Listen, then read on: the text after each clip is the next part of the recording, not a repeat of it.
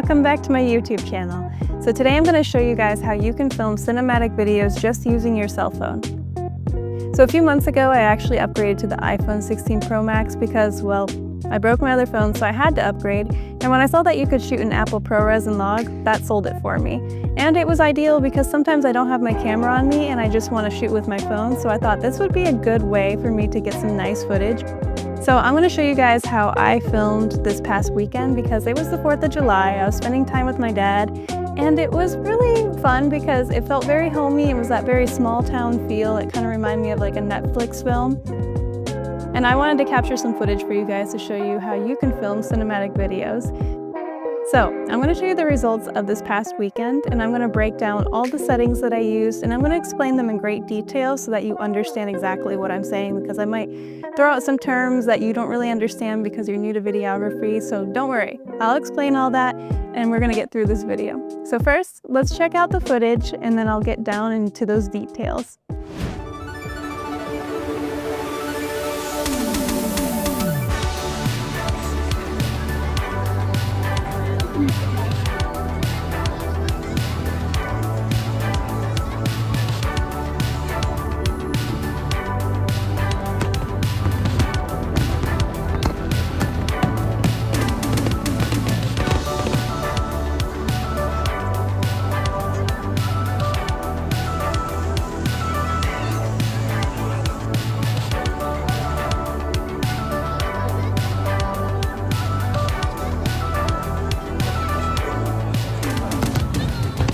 So I had mentioned earlier that my phone can shoot an Apple ProRes log, and I decided to shoot at 24 frames per second. The reason that I decided to shoot at 24 frames per second is because most industry films are shot in 24 frames per second because it just gives it a slight motion blur that mimics traditional film. While if you're going to be shooting for social media, you usually shoot at 30 frames per second, or if you want some footage that you want to slow down later on, you're going to be shooting at 60 frames or higher. Though, I did shoot at 24 frames per second because in my head I was thinking cinematic footage. And I kind of regret it a little bit. I realized that the footage was a little bit choppy because of course I'm putting it on social media, so it should have been 30 frames per second. So I recommend if you guys plan on posting it to social media, shoot in 30 frames per second. If you don't plan on it, then go for 24 frames. So I also mentioned that I was shooting in log. If you don't understand what log is, you're probably going to hear it a lot around videographers and cinematographers. It's when you shoot at a very grayish, flat profile. It's very desaturated, but it gives you a lot of dynamic range when it comes to color grading.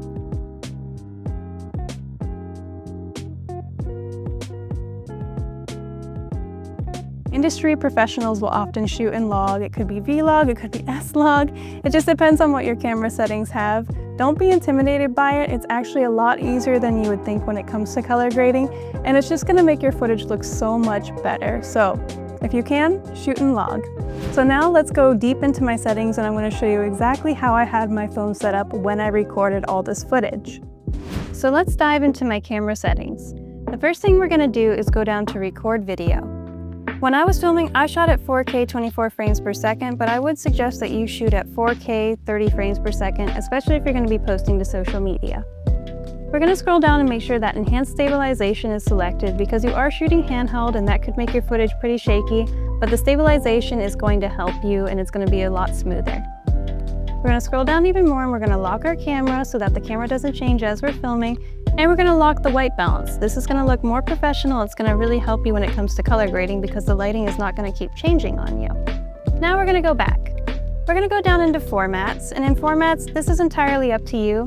I always shoot at high efficiency, but depending on what software you're using and what computer, you might want to switch it to most compatible because it will make your files a little bit lighter. Though I already know that I can shoot at high efficiency, so I'm going to put that back on there. We're going to scroll down and we're going to go down to the most important part, making sure that Apple ProRes is turned on and it's set to log. Then we're going to go back and we're going to go down into preserve settings. We only have one thing to change in here, and that is exposure adjustment. This is so you can change the exposure before you start filming and in between clips. You're going to want to make sure that this is on. We're going to go back, and these are just two things that I like. This just for fun. I like to turn on the grid and the level. It just kind of helps me visually, but you don't have to have these on. And those are my camera settings. I also don't have much storage on my phone, so I carry an SSD drive with me and I plug it into my phone in order to have more storage. This is really great when you're shooting Apple ProRes because the files are really heavy and this is going to give you a lot more space to use. So here are a couple things I want you to keep in mind when you go out and film with your cell phone. Think of it as your camera. You're still going to be doing very specific movements when it comes to filming. You're not just going to be standing there idle or filming like you would when you're just gathering footage on your cell phone when you're with a group of friends. Think very artistically and think about different angles on how you want to film things when you're panning and moving. It's just going to make your footage look so much better, and that's something that I really enjoyed was this one shot in particular when I'm walking around the food truck. I got up there and I did like a full pan around it and I stabilized it and it looked pretty good. I liked it a whole lot because it gave it a lot more character because of the movement. So keep in mind that you still need to come up with creative shots when you're filming with an iPhone. My other finding when I was filming and experimenting is that I did a lot of zooming in. I would go up to about 5x because I didn't want people to think that I was creeping on them and filming them, which technically I was filming them, but I didn't want them to feel uncomfortable. So I would often zoom in and I'd find that the footage was pretty grainy and not very good resolution as I was viewing it on my computer. So I would advise you guys, if you're going to be filming with your phone, to stick with 1x if you want to have good quality footage. And the last thing that I noticed when I was filming is that it did not do very well at night. To be fair, my phone was on 2% and it was about to die, so I didn't have much time to experiment with exposure. But the footage was just very grainy and it took a lot of work for it to look better when I exported it, and it still just looks low res.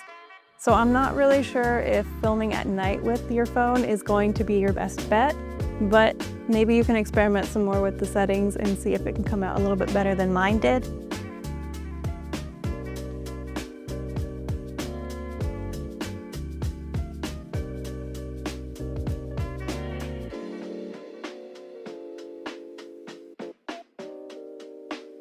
It's just not as great as a normal camera.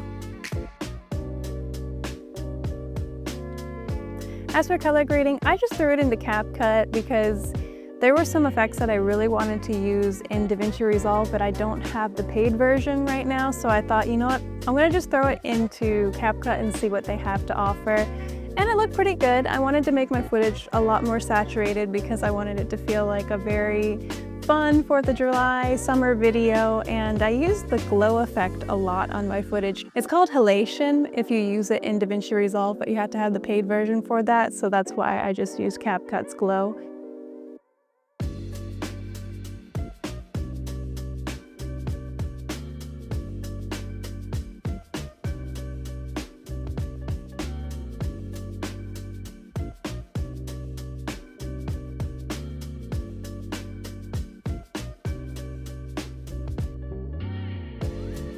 I had to keep it pretty low because it would bounce around and stuff, but I think that's just a CapCut issue. So if you have the paid version of DaVinci, go ahead and experiment with halation. I think that would make your footage look a lot better.